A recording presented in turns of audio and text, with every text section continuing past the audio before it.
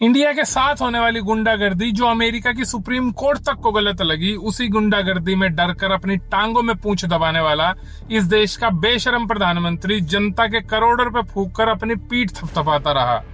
जिस देश के प्रधानमंत्री में हर एक चीज में अपनी वाहवाही करवाने की हवस भरी हो, उस देश का लवणेम भोज्यम होना तय है। ऐसा ही हवसी आदमी है ये नरेंद्र मोदी। ट्रंप ने पहले तो इसका टेटवा दबाकर इससे ट्रेड डील साइन करवा ली, जिसमें ट्रंप ने जो भी शर्तें रखी इसने सब मान ली। जैसे कि रशिया से तेल नहीं खरीदूंगा, बदले में वेनेजुएला से महंगा तेल खरीदूंगा। अमेरिका के एग्रीकल्चरल प्रोडक्ट के लिए इंडियन मार्केट खोल दूंगा, यहाँ के किसानों को मारने का बंदोबस्त कर दूंगा। अमेरिका के प्रोडक्ट्स पर इंडिया में 0 टैरिफ कर दूंगा, जबकि इंडियन प्रोडक्ट जो अमेरिका में जाएगा उस पर 18% टैरिफ दूंगा। और भी बहुत कुछ। और इतना ही नहीं, पट्टे ने इंडिया में इस विनाशकारी डील का जश्न भी मनाया। खुद के लोगों से ही गले में बड़ी बड़ी मालाएं पहनी, करोड़ों रुपए फूंक दिए इस देश की जनता के अपनी हवस के चक्कर में। लेकिन अमेरिका की सुप्रीम कोर्ट ने कहा कि ट्रंप जो ये इतना ज्यादा टैरिफ लगा रहा है ये गलत है। ट्रंप 10% से ज्यादा टैरिफ नहीं लगा सकता।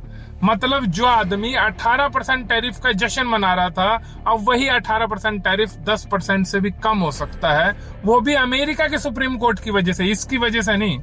अब जरा आप सोच के देखो, इस देश की बागडोर किस बेहया और अनपढ़ आदमी के हाथ में है। कल ही ट्रंप ने कहा कि इंडिया हमें लूट रहा था, इसलिए हमने मोदी से ट्रेड डील की। अब इंडिया अमेरिका में टैक्स देगा, लेकिन अमेरिका इंडिया में टैक्स नहीं देगा। लूटने से उसका मतलब था कि डॉक्टर मनमोहन सिंह अमेरिका को सिर्फ 3% टैक्स देता था और अमेरिका से उससे कई गुना ज्यादा टैक्स लेता था। आगे ट्रंप ने कहा, लेकिन हमने मोदी को पटकनी देकर इस मामले को उल्टा कर दिया है। इसके बाद वहां की सुप्रीम कोर्ट ने स्टेप इन किया है, लेकिन ट्रंप को इसके निकम्मेपन पर अभी भी इतना विश्वास है कि वो कह रहे हैं सुप्रीम कोर्ट के इस फैसले से इंडिया वाली डील पर कोई असर नहीं पड़ेगा, इंडिया उतना ही टैक्स देता रहेगा और हम 0 देंगे। इसका मतलब साफ है कि मोदी ट्रंप की कठपुतली है और रहेगा भी। मेरा दिल कहता है कि जरूर ट्रंप के पास इसकी कोई सीडी है या इसके गोटे उसके हाथ में आ चुके हैं।